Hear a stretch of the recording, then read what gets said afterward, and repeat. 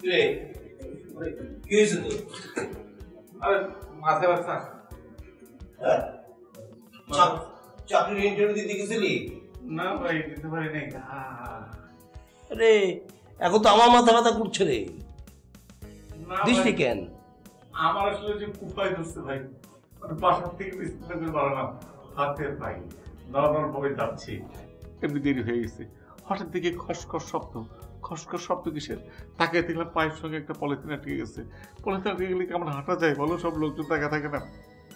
পায়ের সঙ্গে পা দিয়ে চেষ্টা করি, ছাড়ে না। পর ওইটা একটা প্যাচ গিয়ে এক লোকের সাথে বাড়ি খেলাম, সেই লোকের সঙ্গে চিল্লি এই ঝামেলা। একটা ইটের সাথে পুষটা খেলাম, ওটা শেষ হয়ে গেল। শেষ হওয়ার পর আর কোনো নিঃশ্বাস কিচ্ছু পাচ্ছি না। তারপরে একটা স্কুটার, পরে দিকে সেটাও বন্ধ, সব নষ্ট হয়ে যাচ্ছে। নষ্ট হয়ে যাচ্ছে, একটা কিছু পাওয়া যাচ্ছে না ভাই। অটো রিক্সা ছিল না? ওটার ব্যাটারি নষ্ট হয়ে গেছিল। এই থাম, আর মিথ্যা বলিস না। তোর মিথ্যা শুনতে কান জানা বলা হয়ে যায়। হ্যাঁ, অজুহাত।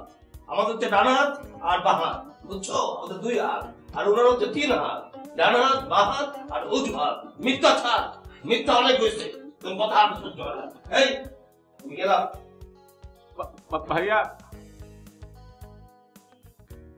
ভাবি, ভাইয়া কেন আমার কথা বিশ্বাস করে না? কেন আমাকে মনে করে যে মিথ্যা বলি? কেন এটা মনে করে? আমি তো বিশ্বাস করি। আমি জানি একদিন তোর অনেক বড় চাকরি হবে। শোন, সেন্টুকে খাবার দিতে বলেছি, খেতে। সেন্টটা তো শব্দ করছি, এর দেখো তো থামো তো। আচ্ছা আমি দেখছি, তুই খেতে।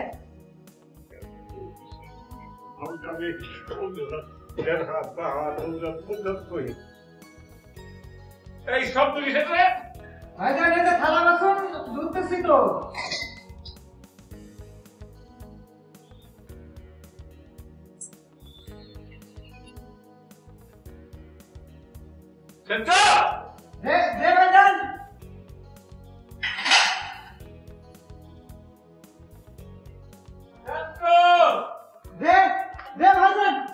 আরে বারবার বলছি শব্দ করছি না, মাথা যন্ত্রণা এসে যাচ্ছে, মাথা কেন শব্দ করছিস রে বাবা?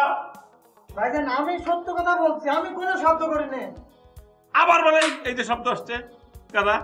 ভাইজান এক মিনিট।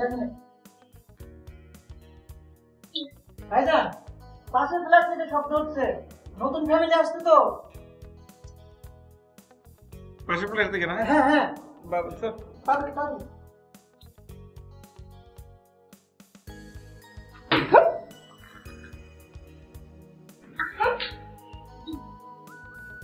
দাঁড়া, হ্যাঁ পাশের প্লটে আমি দেখে আসতেছি। দাঁড়া। হ্যাঁ আমি যাচ্ছি। আমি বললাম না এটা একটা কুফা দেওয়াল, এখানে পেরেক লাগবে না, শুনলি না তো? শোন, এই দেয়ালে যতক্ষণ পেরাক ঢুকবে না ততক্ষণ আমি পেরাক ঢুকবো।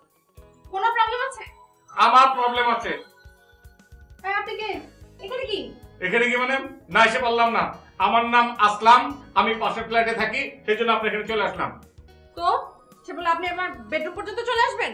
না, বেডরুম পর্যন্ত আসতে যায়নি তো। আপনি যে ব্রেকে ছাট করতেছেন, আমার জন্য ঝামেলা হচ্ছে। আমি এসে আপনার বাইরে কলিং বেলে চাপ দিলাম, দেখি কলিং বেল নষ্ট। কি করবো? নক করতে গেছি, দেখি দরজা খোলা, ঠাস করে চলে আসলাম। এই হচ্ছে ঘটনা। আপনি তো কাউকে ডাক দিতে পারতেন, বলা নেই কওয়া নেই, একজনের বেডরুমে আপনি চলে আসবেন। আর কি আশ্চর্য কথা! আমি কি আপনার নাম জানি যে আপনার নাম ধরে ডাকবো? আর আমি তো ফকিরও না যে বলবো খালাম্মা দরজা খোলেন, আপা দরজা খোলেন। না জানি না জন্য ডাইরেক্ট চলে আসলাম।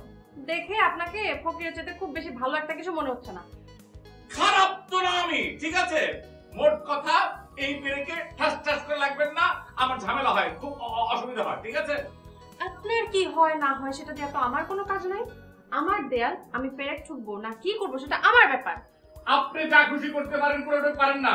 কারণ এই যে দেয়াল, এই দেয়ালের অর্ধেক আমারও। এখানে ঠাস শব্দ হলে আমার প্রবলেম হয়, ঠিক আছে? বেরোন এখন বাস থেকে, এখন বেরোন। আমি তো বাবা এই বাসায় থাকতে আসিনি, ঠিক আছে? এর তো আমার শ্বশুরবাড়ি না যে আমার বউ আছে, আমার শালী আছে, এই বাসায় আমি থাকলাম। এই বাসায় আমি থাকবো কিসের জন্য? আমি স্টেট চলে যাবো, থাকার জন্য আমি আসিনি। মোদ্দা কথা, এখানে পেরেক ঢুকবেন না, ঠিক আছে? আমি পেরেক ঠুকবো, আমার দেয়াল আমি পেরেক ঠুকেই যাবো। মারেন, মারতে থাকেন, যত ইচ্ছা তত মারতে থাকেন। পেরেক মেরে আপনার দাদু চুমিয়েছে না, চিচিত করে ফেলেন, কোনো অসুবিধা নেই, মারেন। ছি, আপনার মধ্যে যে মিনিমাম ভদ্রতা নাই, এখন তো আমি পুরোপুরি শিওর হয়ে গেলাম। রবীন্দ্রনাথের ছবিকে আপনি বলছেন আমার দাদু। ছি করে লাভ নেই। রবীন্দ্রনাথ কাব্যও চিনি, নজরুলকেও চিনি, সুকান্তকে চিনি, অত বুদ্ধি নেন না আমাকে। মোট কথা এখানে পেরেক লাগাবে না, ঠিক আছে? আমি যাই, কোনো অসুবিধা নেই। তো যত যাবো থেকে সবাই। আমি বললাম জাস্ট ওয়ার্নিং দিয়ে গেলাম, পরে দেখবো না, জাস্ট গেলাম আমি, তারপরে দেখি কি হয়। এই তোর এখানে কি যা রাখা? কি সত্যি সত্যি পেরেক লাগাবি? তুই না